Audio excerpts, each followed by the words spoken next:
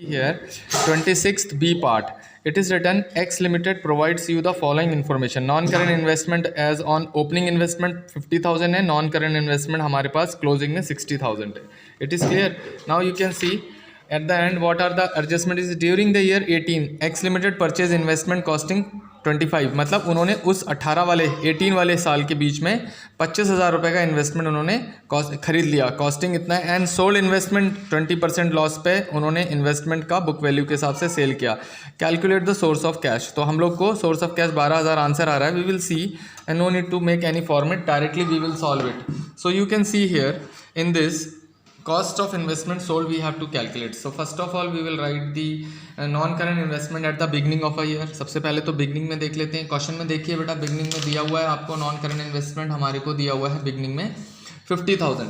So here I am going to write it is of your non current CURRENT current investment INV investment, you just understand. At the beginning date डाल देते हैं, that is of your 1/4/2017 it is given, and it is your rupees, it is of your rupees 50,000. it is your rupees 50,000. Opening की तो ये हो गई.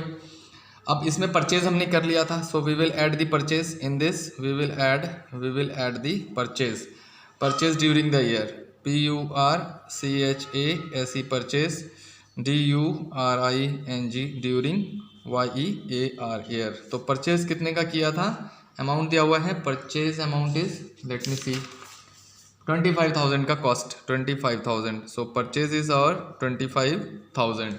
So it is what, इसका मतलब ओपनिंग में इतना था, परचेज कर लिया. Now we have amount here rupees 75,000. तो इस वक्त हमारे पास 75,000 होना चाहिए. आफ्टर दैट हमने माइनस कर दिया at the end of the year non current investment. ठीक है, सो देख लेते हैं हम लोग इसमें से. अब लेस करेंगे हम इसमें से your non current CURRENT current investment. Non current investment जो हमारे at the end of the year था, यहाँ पर डेट डाल देते हैं 31/3/2018 में. तो इसमें से हमने कितने का बेचा था, let's C.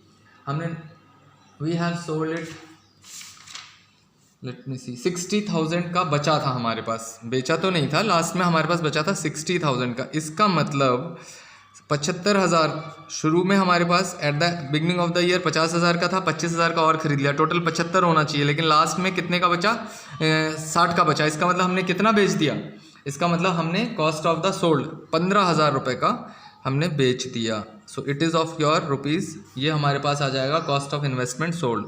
So it is cost of your INVESTMENT investment SOLD sold. इतने का हमने बेच दिया. It is clear. Now source of cash हम देख लेते हैं. जो बेचा और 20% उसमें से लेस कर देते हैं, क्योंकि हमको इसका मतलब घाटा भी हुआ था. तो देख लेते हैं हम लोगों को यहाँ पर SOURCE सोर्स ऑफ कैश कैसे हुआ. CAS कैश क्या था, cost of investment, your cost of INVESTMENT investment SOLD sold हमारे पास था रुपीज़ 15,000 रुपीज़ का था. लेकिन इस 15,000 रुपये पे कितना परसेंट, 20% घाटा हुआ था, 20% का लॉस था. It is clear. सो देखिए आप, 20% ऑफ रुपीज़ 15,000 ये हमारे पास क्या था, ये हमारे पास था LOSS लॉस ही तो था भाई. तो लॉस जो है उसे माइनस कर देंगे हम. तो लॉस कितना हो गया, 20% ऑफ रुपीज़ 15 × 33,000 रुपीज़ का हमारे को क्या हो गया, यहाँ पर रुपीज़ लॉस हो गया, gone. Let me take the another back. So ये हमारे पास रुपीज़ योर 3,000 रुपीज़ का नेगेटिव लॉस हुआ. So what will be the amount. So rupees we got, I think 12,000 rupees हमको मिल गए. 12,000 रुपये हमारे पास होने चाहिए. तो कैश इनफ्लो कितना होना चाहिए हमारे पास, कैश INFLOW इनफ्लो होना चाहिए 12,000 rupees. It was a short question. It is clear. ओहो sorry, once again I have not seen, I will repeat it. Now you can say source of cash हमारे पास था, कॉस्ट ऑफ इन्वेस्टमेंट सोल्ड था 15,000 का. अब इसमें से हमको लॉस था, ये हमारे पास लॉस था और ये हमको लेस करना था, तो लेस कर दिया हमने 20% ऑफ रुपीज़ 15,000, 15 टू जा 30, 3,000 रुपीज़ का लॉस हुआ, तो कैश इनफ्लो हमारे पास 12,000 रुपये का हो गया।